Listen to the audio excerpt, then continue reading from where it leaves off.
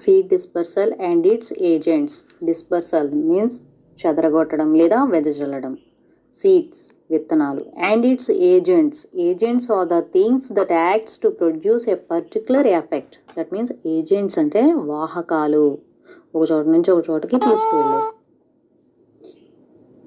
Plants are fixed to the ground and cannot move from one place to another and cannot move from one place to another.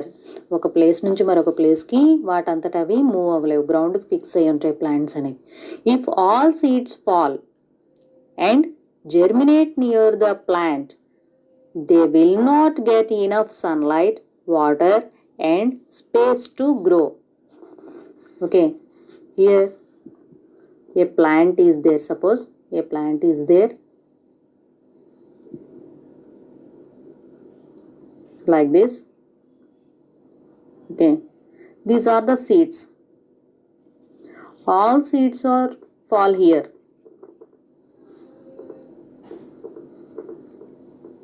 Seeds అన్నీ కూడా దీని ప్రక్కనే ఇక్కడే రాలే, పడ్డాయి.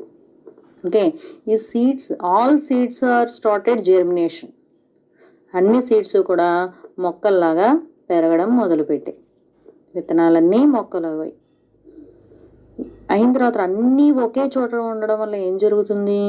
వీటికి సరిపడా సన్లైట్ లభించదు, ఇంకా వీటికి అవసరమైన వాటర్ లభించదు, ఇంకా వాటి పెరగడానికి స్పేస్ కూడా ఉండదు. అన్నీ ఒక చోటే ఉండడం వల్ల ఏం జరుగుతుంది?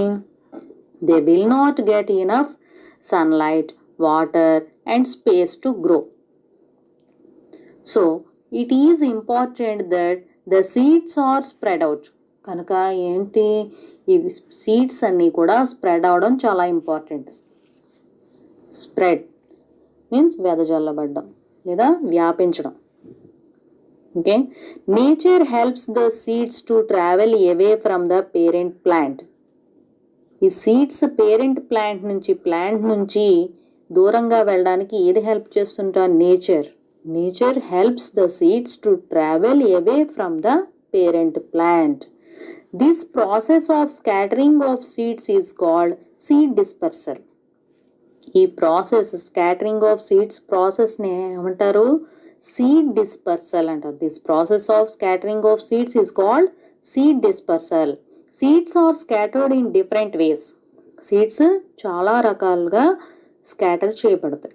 By various external agents. By various వివిధ ఎక్స్టర్నల్ ఏజెంట్స్ ద్వారా స్కాటరింగ్ చేయబడతాయి.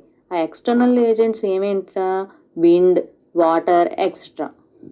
విండ్ గాలి, నీరు, ఈ మిగిలినవన్నీ కూడా ఎక్స్టర్నల్ ఏజెంట్స్గా, ఇటువంటివన్నీ కూడా ఎక్స్టర్నల్ ఏజెంట్స్ కింద వర్క్ చేసి సీడ్స్ స్కాటర్ అవడానికి డిఫరెంట్ వేస్లో యూజ్ అవుతాయి. దే ఆర్ కాల్డ్, వీటిని ఏమంటారు? Agents of dispersal. ఈ ఏజెంట్స్నే ఏజెంట్స్ ఆఫ్ డిస్పర్సల్ అంటారు. They are called agents of dispersal. Seeds are scattered in different ways by various external agents like wind, water, etc. They are all called agents of dispersal. Dispersal by wind.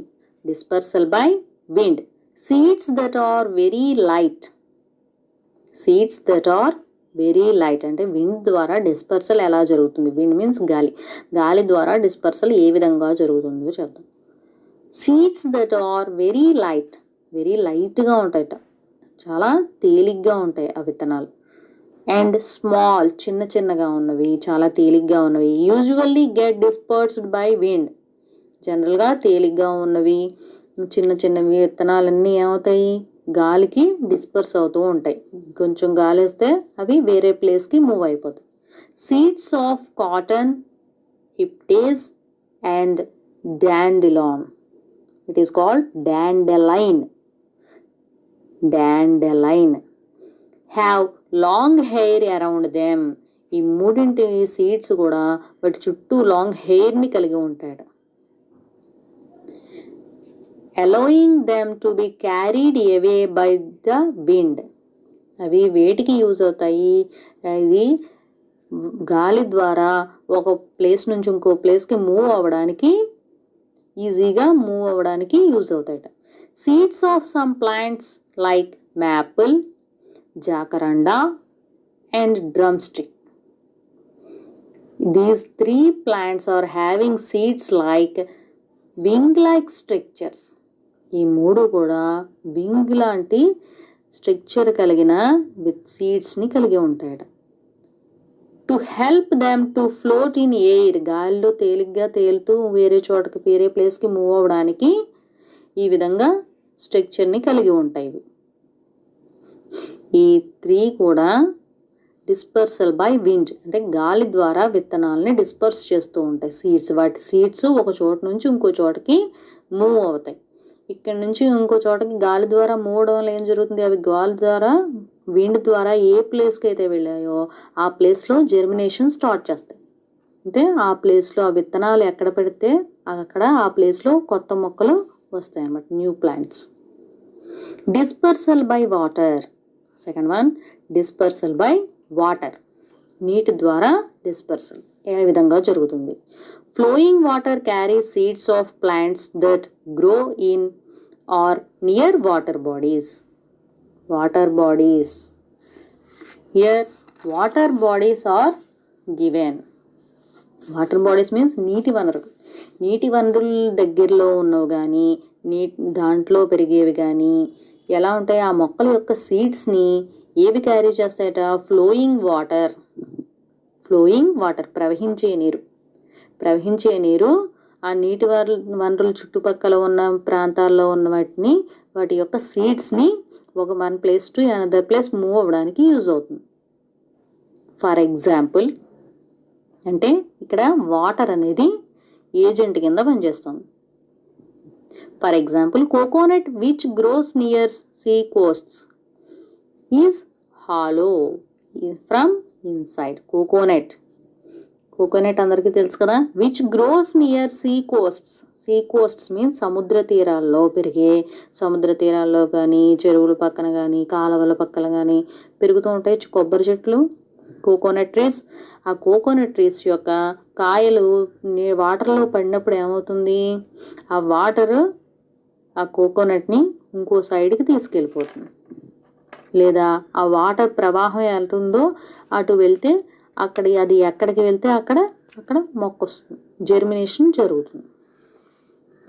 అంటే one place నుంచి ఇంకో ప్లేస్కి move అవ్వడానికి ఇది water అనేది agent కింద పనిచేస్తుంది. Is hollow, sea coast is hollow from inside. Inside నుంచి ఎలా ఉంటుందిట, లోతుగా ఉంటుంట. And is covered with thick fibrous rough hair.